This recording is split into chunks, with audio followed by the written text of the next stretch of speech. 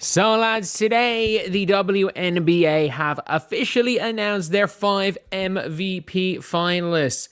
Did they do this last year? I don't think so. I don't think they announced their 5 MVP finalists. It's going to be announced on Sunday, which Caitlin Clark's teammate Kelsey Mitchell just landed herself as an official WNBA MVP finalist, and some people cannot handle it. The Fever were supposed to be Caitlin or bust, but now Kelsey is in the spotlight. Guess what? The league has no choice but to notice. Question is, are you noticing too? Do you think Kelsey Mitchell deserved to be an MVP finalist this year? first team, but Kelsey Mitchell is one of the finalists. So the last 2 years, the Indiana Fever have had MVP finalists, and this is a team that since Tamika Catchings has had nobody. And prior to last year, Kelsey Mitchell was just a scorer on bad teams. Aaliyah Boston was a pretty good rookie, a real good rookie, in fact. But the finalists here are Alicia Gray. Let's be honest, Kelsey Mitchell's name in the MVP finalist list was not what the so-called experts expected. They were too busy drooling over their usual favorites. Asia Wilson? Sure. Nafisa Collier? Fine. Alyssa Thomas? Of course. But Kelsey Mitchell? That one stung a lot of critics because they've been ignoring her for years. And now she's sitting at the same table as the league's most celebrated players. Kelsey, it was win or go home. You guys advanced. Getting to the semis for the first time since 2015. Earlier today, you told me it's going to be about the gut check with this team. What did you see from that standpoint? It got ugly, it got mucky. You knew Atlanta was going to be aggressive and, make stuff ugly for us. And down the stretch of the game was about getting stops, and Lexi Hall got the stop. So it takes all of us. We all we got, we all we need. Here's the part that makes this hilarious. The Indiana Fever weren't supposed to be relevant again so soon. Before Caitlin Clark, before Aaliyah Boston, before this new era talk, Kelsey Mitchell was just that talented scorer on a bad team. That was the label. That was the box. She'd put up points, fans would shrug, and the Fever would lose. Nobody outside Indiana cared. But now? Mitchell is a finalist for the most important individual award in the league. And trust me, the haters are losing sleep over it. The WNBA even made a production out of this. They actually announced 5 MVP finalists this year, which they didn't bother doing before. Why now? Because the names spark conversation. They wanted people to argue. And who better to throw into that fire than Kelsey Mitchell, who's been quietly torching defenses for years without much recognition? Suddenly, she's unavoidable. If a newcomer in Bree Hall plays tonight. Boston on a kick out. Mitchell, she's hot to start. Think about the irony. For years, Mitchell has been compared to other guards, always coming up short in media conversations. Too one-dimensional, they said. Too much of an ISO player, they said. The Fever can't win with her style, they said. Now, the same people have to admit that her production, her consistency, and her impact on Indiana's rise are MVP caliber. That's the kind of reversal that gets under the skin of critics who built their brands off pretending Mitchell wasn't that good. Now let's rewind. Before Aaliyah Boston arrived, the Fever were a team in search of identity. They hadn't had a true star since Tamika Catchings retired. The franchise was lost in the wilderness of draft misses, poor coaching hires, and irrelevant seasons. Through all that mess, Kelsey Mitchell stayed. She kept scoring, kept showing up, kept working. But because the team was bad, her numbers didn't matter to the outside world. She was putting up 18, 19, 20 points a night while analysts yawned. Then came Boston, Rookie of the Year, All-Star, a real foundational piece. Suddenly, Indiana had something again. People started paying attention to Fever games for the first time in a decade. But even then, Mitchell was just the secondary scorer. At least, that's how the narrative was sold. And then, of course, Caitlin Clark entered the picture. The golden child of women's basketball, the marketing magnet, the star ESPN can't stop showing. Overnight, the Fever went from being irrelevant to being the most talked about team in the league. And here's where Mitchell's story gets really interesting. When Clark arrived, everybody assumed the ball would be in her hands at all times, that the team would revolve around her, that Mitchell would fade into the background as the veteran helper. Except that didn't happen. Mitchell's game didn't shrink. It expanded. She reminded the world that she's still the engine of this offense when needed. What makes her finalist spot so funny to the haters is that Clark's presence was supposed to overshadow her. Instead, it amplified her. Playing alongside Caitlin opened the floor in ways Mitchell had never seen before. Opposing defenses couldn't just key on her anymore. And when those defenders made the mistake of focusing too much on Clark, Mitchell cooked them. Possession after possession. Mid-range jumpers, threes, slashing drives, she made defenses pay for every lazy rotation.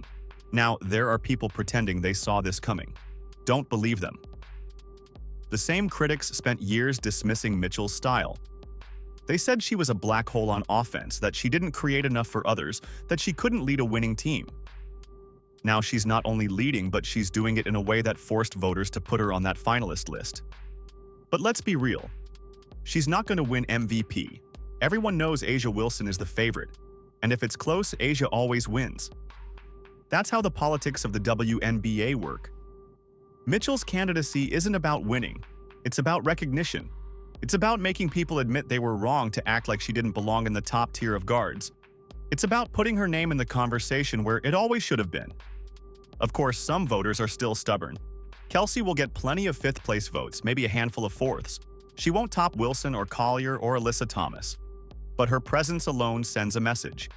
Indiana Fever players are now regulars in these award conversations. First Aaliyah Boston, now Kelsey Mitchell. And you know Clark is going to be in the mix sooner rather than later.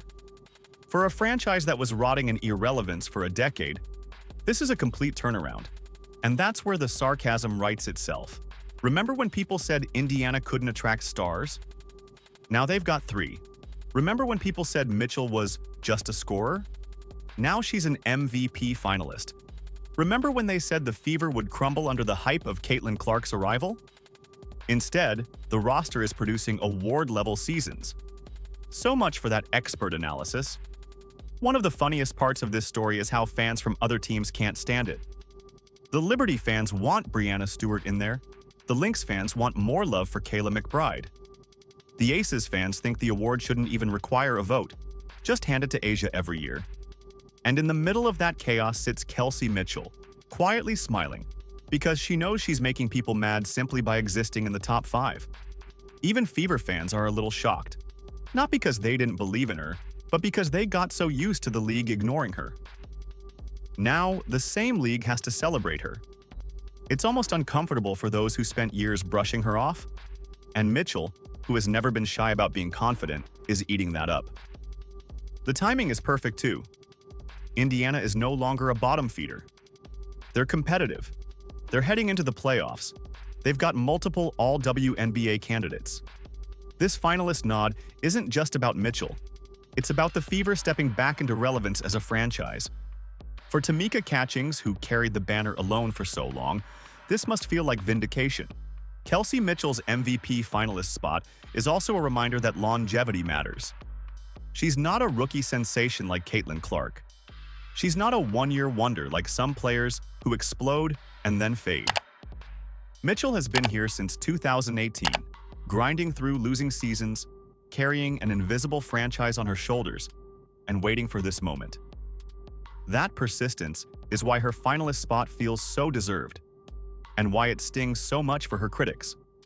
When you look back at her career arc, the transformation is wild. As a rookie, she was flashy but inconsistent. The scoring was there, but the efficiency wasn't. People jumped on that immediately, saying she was just another gunner. Instead of folding under that criticism, Mitchell worked. Year after year, she refined her shot selection, tightened her handle, and expanded her range. She didn't get the national hype, but she got better. That's the piece people miss. Her progress has been steady, not overnight. Now, in her prime, Mitchell is the complete version of what she was always supposed to be. A bucket getter who can carry stretches of offense against any defense. And this season, when the Fever desperately needed someone to take pressure off Caitlin Clark and Aaliyah Boston, Mitchell stepped up. The scoring wasn't empty anymore. It led to wins, it led to playoff contention, and it led to her name in the MVP conversation. Critics hate this because it ruins their lazy narratives.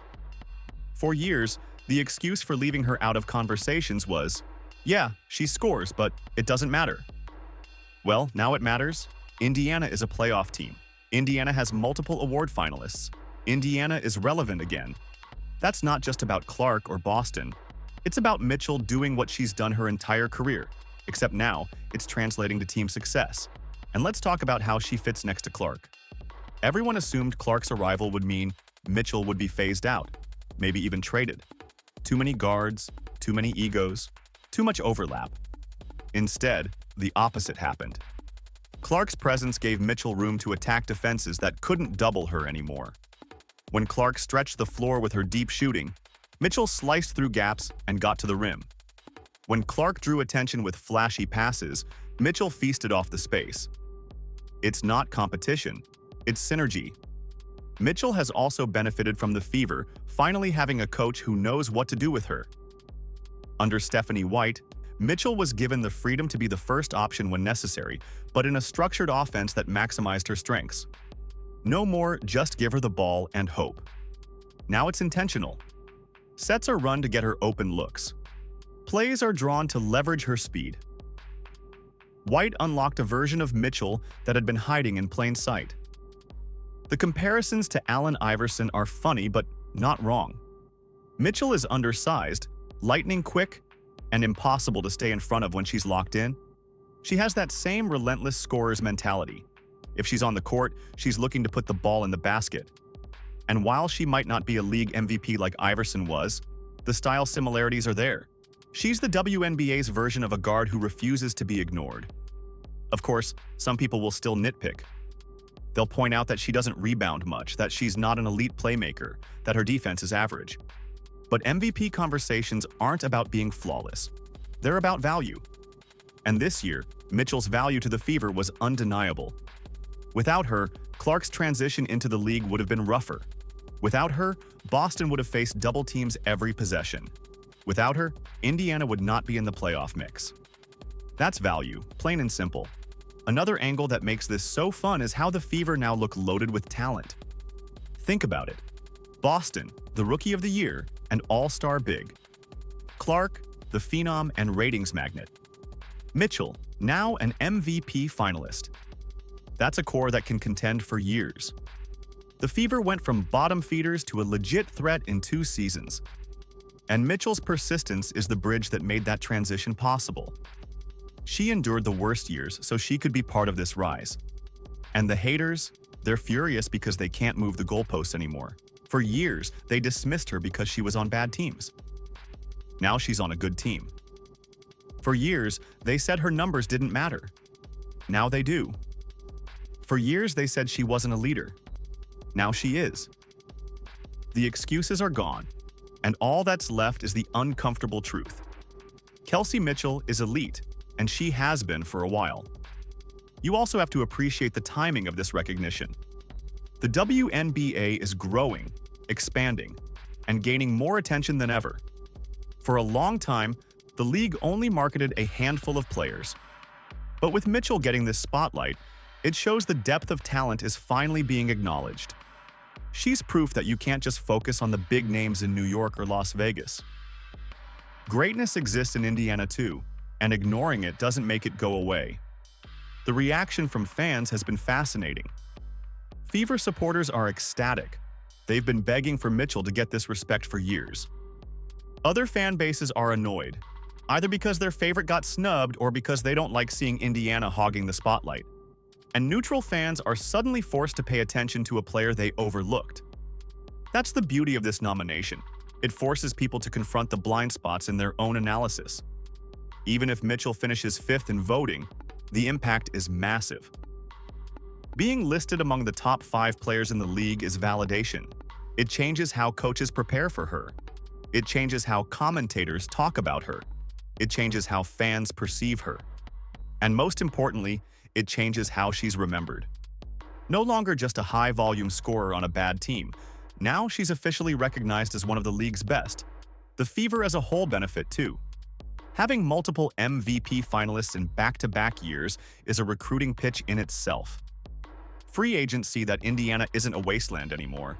They see a team with stars, recognition, and momentum. That's how franchises turn corners. That's how dynasties start.